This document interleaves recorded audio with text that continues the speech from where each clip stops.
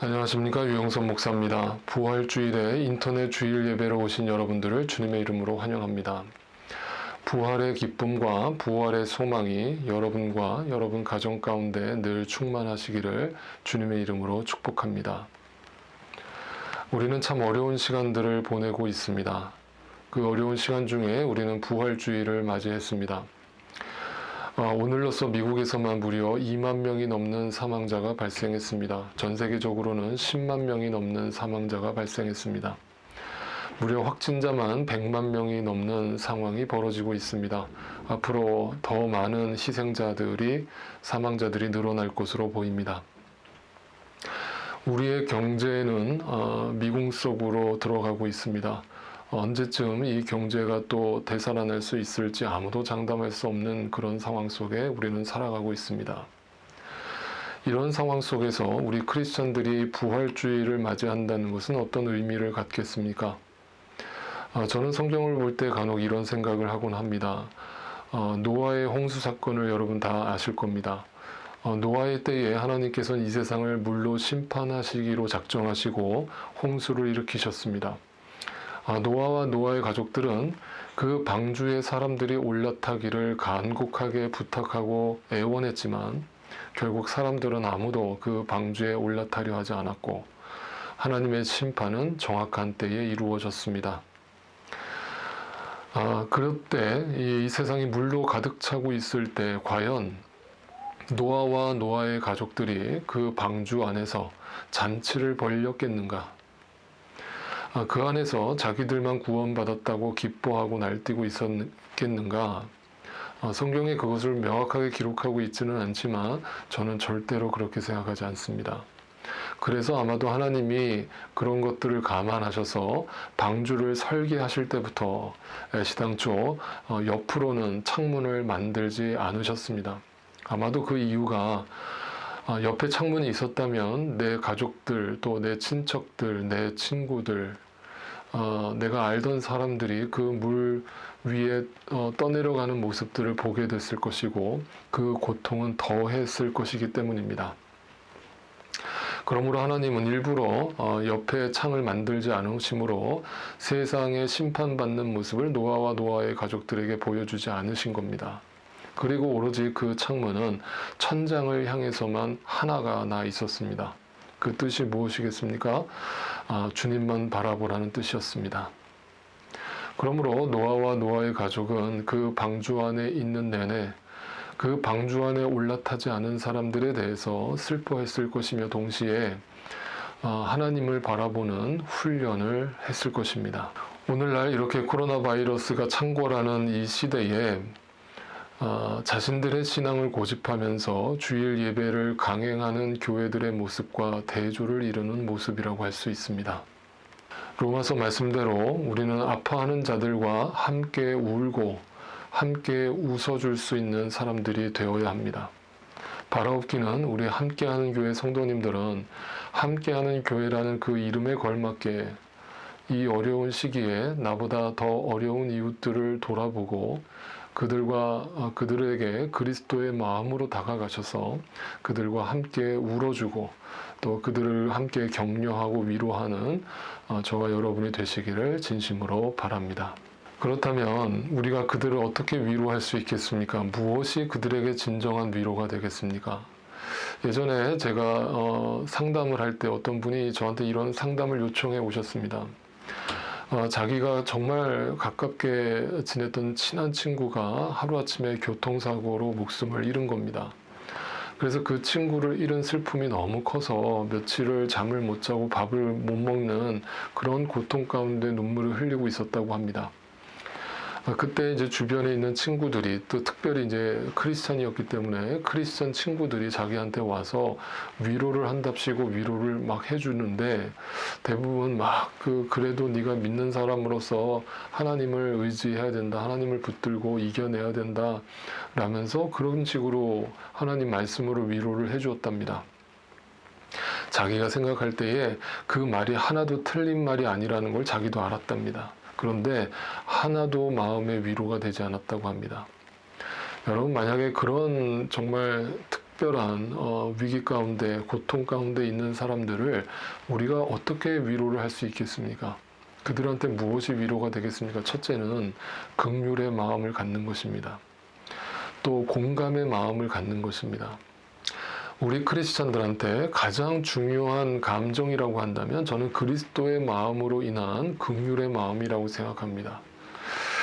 그 긍휼의 마음이 없다면 여러분이 어떤 식으로 하나님의 진리를 외치든 어떤 복음을 외치든 사람들은 그 말을 들으려 하지 않을 겁니다. 여러분의 마음이 그 잃어버린 영혼에 대한 안타까워하는 마음, 그들을 진심으로 그리스도의 마음으로 사랑하는 마음이 없다면 그 말들은 다 울리는 꽹과리와 같습니다. 너희가 천사의 말을 한다 할지라도 너희 안에 사랑이 없다면 울리는 꽹과리가 될 거라고 말씀하지 않았습니까? 그러므로 여러분, 우리 크리스찬들은 첫째는 가장 중요한 것은 긍휼의 마음, 사랑의 마음, 공감의 마음을 갖고 그들에게 다가가는 것일 겁니다. 두 번째는 부활의 메시지를 담는 것입니다. 여러분, 이 땅에서 우리는 누구나 다 죽습니다. 죽는 것에 아무도 예외가 없습니다. 그런데 우리가 이 땅에서 그냥 죽는 것이 끝이라면 얼마나 허무합니까? 자, 전 세계에 그 10만 명이 넘는 그 사망자들이 2020년 1월 1일 날 신년에 시작하면서 뭐라고 기도를 했겠습니까? 각자가 믿는 신에게, 각자가 믿는 종교에서 뭐라고 기도를 했겠습니까? 2020년 올 한 해도 건강하게 지켜주시고 올 한 해도 안전하게 잘 먹고 잘 살 수 있게 해달라고 기도하지 않았겠습니까? 그런데 그들이 2020년 초반에 코로나 바이러스, 눈에 보이지도 않는 바이러스에 걸려서 죽을 줄 누가 알았겠습니까? 만약 그걸 알았다면 그들이 그렇게 살다 갔겠습니까? 그렇지 않습니다. 우리가 이 사태를 보면서 무슨 생각을 해야 됩니까? 그들이 불쌍하면서 동시에 그 모습이 나의 모습이 될 수 있다는 걸 깨달으셔야죠. 그러면 이 세상에는 근본적인 답이 없다라는 게 우리한테 다시 한번 자각이 돼야 되는 것입니다. 그러면 우리는 어떻게 해야 되겠습니까? 부활의 메시지를 전하는 것입니다. 여러분, 그래서 기독교의 핵심은 부활입니다. 부활이 없다면 우리의 삶은 허무로 끝날 것입니다. 예수님이 십자가에서 죽으신 사건은 우리의 죄를 용서하시는 위대한 사건이지만 예수님이 그냥 죽음으로 끝났다면 우리의 죄를 용서하시고 끝나버리는 것입니다. 그런데 주님은 3일 뒤에 부활하셨습니다. 그 부활은 무엇을 얘기합니까? 잠자는 자들의 첫 번째 열매가 되신 겁니다. 그 첫 열매라는 말의 뜻이 뭡니까?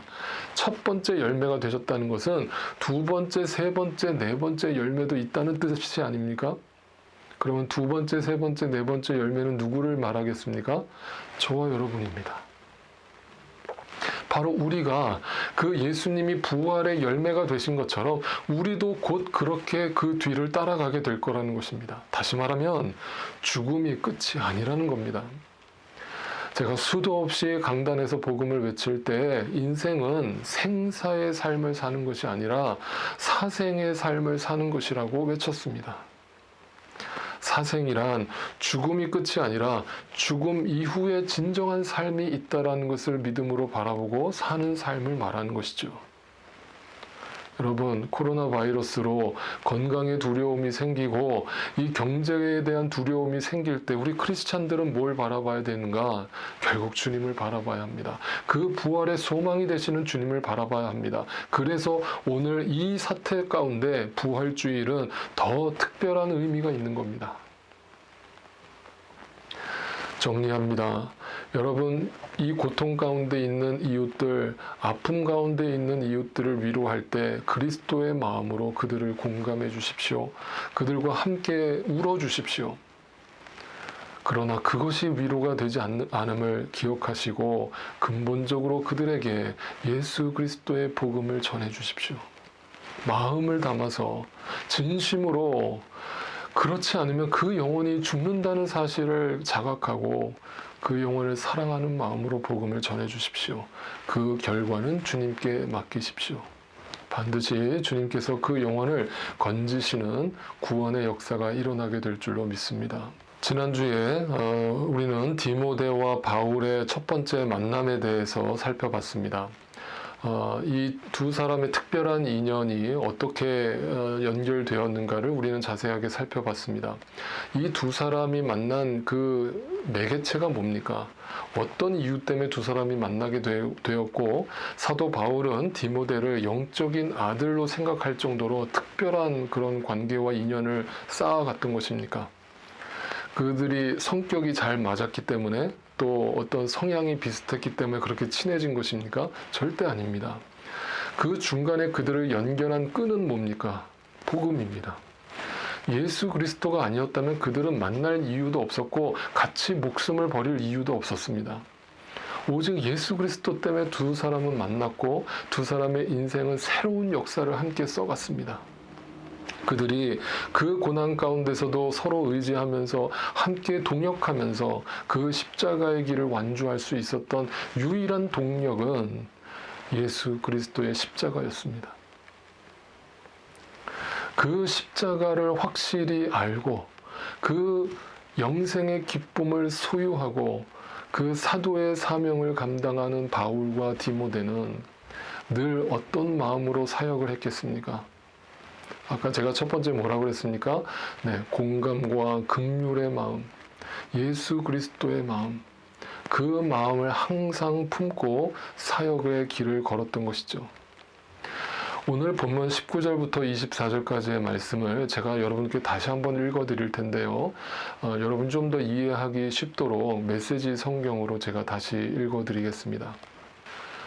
나는 예수님의 계획을 따라 조만간 디모데를 여러분에게 보내어 할 수 있는 한 여러분의 소식을 모아서 돌아오게 하려고 합니다. 그러면 내 마음은 실로 큰 위로를 얻을 것입니다. 내게는 디모데만한 사람이 없습니다. 그는 충직하고 여러분을 진심으로 걱정하는 사람입니다. 이곳에 있는 대다수의 사람들이 예수의 일에는 관심이 없고 자기 일에만 관심이 있습니다. 그러나 여러분도 알다시피 디모데는 진국입니다. 우리가 메시지를 전하는 동안 그는 내게 충실한 아들이었습니다. 앞으로 이곳에서 내게 있을 일을 알게 되는 대로 그를 보내려고 합니다. 나도 곧 그의 뒤를 따라가게 되기를 바라고 기도합니다. 생각해 봅시다. 사도 바울은 감옥에 갇혀 있고 죽을 날을 받아놓고 있는데 빌립보라고 하는 자신이 개척했던 그 교회의 성도들을 생각하면서 그들을 위해서 중보할 뿐만 아니라 그들의 신앙을 격려하고 독려하기 위해서 편지를 쓰고 있습니다. 그리고 자신과 함께 동역했던 그 디모데는 또 그들을 안타까워하는 마음으로 또 그들이 어려움 가운데 있다는 소식을 듣고 그들을 위로하려는 마음으로 바울 대신해서 그 빌립보 교회에 도착해서 또 그 빌립보 성도들을 주님의 마음으로 위로하고 함께 울어주고 함께 웃어주는 사역을 이어가고 있습니다. 사도 바울이 여기서 뭐라고 표현했는가 유심히 보면 대부분의 사람들은 예수의 일에는 관심이 없고 자신의 일에만 관심이 있습니다 라고 표현했습니다. 이게 무슨 뜻이겠습니까? 예수의 일이 뭡니까? 저처럼 목회자로서 이렇게 교회 안에서 사역하는 것만이 예수의 일입니까? 절대 아닙니다. 예수의 일이 뭡니까? 그 예수 그리스도가 십자가에 죽으시고 부활하셨다라는 그 복음을 전하는 모든 일입니다. 우리의 모든 삶입니다. 그러므로 그것은 근본적으로 자기를 포기하고 자기를 부인하고 자신의 삶이 먼저가 아니라 이 복음을 저들에게 전하겠다는 일념으로 저들을 위하는 마음, 저들을 사랑하는 마음으로 자신을 내려놓았을 때만 가능한 일입니다. 그것이 예수의 일입니다. 그런데 사람들은 자신의 일에만 관심이 있습니다. 자신이 먹고 사는 거에만 관심이 있습니다. 그것은 크리스찬의 모습이 절대 아닙니다. 그래서 빌립보서에서는 사도 바울이 이런 표현들을 계속 앞에서 해왔던 것이죠. 다시 한번 복습을 해보면 빌립보서 1장 8절에 이런 말씀이 나왔습니다. 내가 그리스도 예수의 심정으로 여러분 모두를 얼마나 그리워하고 있는지는 하나님께서 증언하여 주십니다.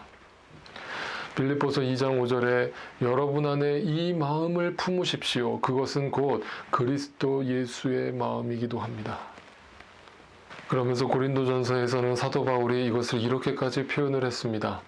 나는 어느 누구에게도 얽매이지 않은 자유로운 몸이지만, 다시 말하면 나 중심적으로 얼마든지 내가 기뻐하는 일을 위해서 자신의 일을 목적으로 삼아서 기쁘고 즐겁게 살다가 갈 수도 있지만, 나는 사람을 얻으려고, 그 사람을 영혼을 구원하려고 스스로 모든 사람의 종이 되었습니다.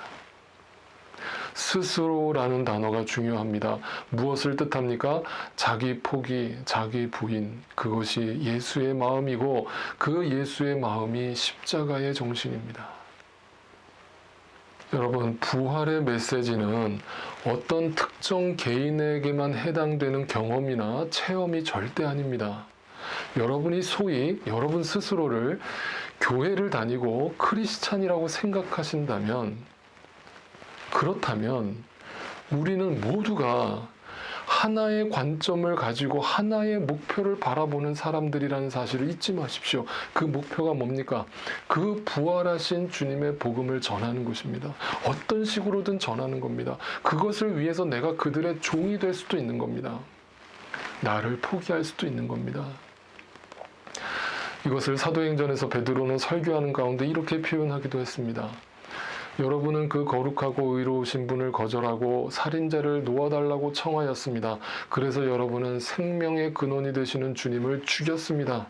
그러나 하나님께서는 그를 죽은 사람들 가운데서 살리셨습니다. 우리는 베드로 혼자만이 아닙니다. 나는 이렇게 얘기하지 않았습니다. 우리는 이 일의 증인들입니다. 사랑하는 성도 여러분, 혹시라도 이 영상을 보시는 분들 중에 아직까지도 그 부활하신 주님을 만나지 못하고 그 부활하신 주님이 믿어지지 않는 분이 계시다면 주님의 마음으로 권면합니다. 돌아오십시오. 이 세상에 눈에 보이는 삶이 전부가 아님을 깨달으십시오. 그리고 지금 이 코로나 바이러스 사태처럼 이러한 재난이 왔을 때 한 번만 생각해 보십시오. 그동안 내가 의지하고 붙들려고 했던 것들이 얼마나 아무것도 아니었는가. 나라는 인생이, 나라는 존재가 흙이고 먼지고 티끌에 지나지 않음을 자각하고 깨달아서 주님의 부활의 소식을 들으심으로 그 부활의 소망을 갖게 되시기를 바랍니다. 주님은 당신을 사랑하십니다. 주님은 당신 때문에 십자가에 죽으셨습니다. 그리고 당신에게 부활의 소망을 주셨습니다. 그것을 믿게 되고 함께 그 주님을 찬양하게 되는 날이 속히 오기를 진심으로 기도합니다. 영상을 보시는 분들 중에 그 부활을 확신하고 그 부활의 증인이 되었다라고 믿어지는 분들이 계십니까? 그렇다면 앞으로 우리는 어떤 삶을 살아야 하겠습니까? 우리끼리의 잔치, 우리끼리만 즐거워하고 기뻐하는 것이 부활의 증인들이 해야 할 일입니까? 절대 아닙니다.